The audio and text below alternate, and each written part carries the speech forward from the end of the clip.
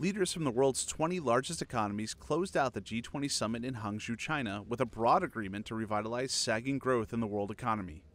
But the group's communique lacked details on how to do so in the face of growing resentment of the effects of globalization and free trade.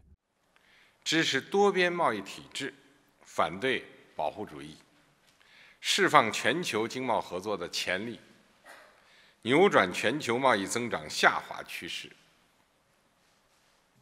We also discussed ways to unlock the mutual benefits that trade provides while keeping it fair for our workers and the playing field level for our businesses. And that includes high standard trade agreements that actually benefit the middle class, like the TPP. That includes working together to abstain from unfair currency practices and address corruption and global tax evasion.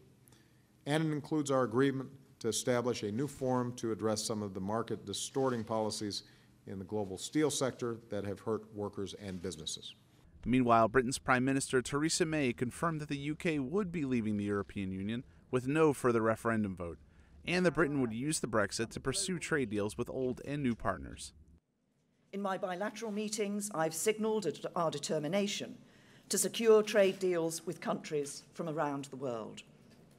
The leaders from India, Mexico, South Korea and Singapore said that they would welcome talks on removing the barriers to trade between our countries. And the Australian Trade Minister will visit the UK this week to take part in exploratory discussions on the shape of a UK-Australia trade deal.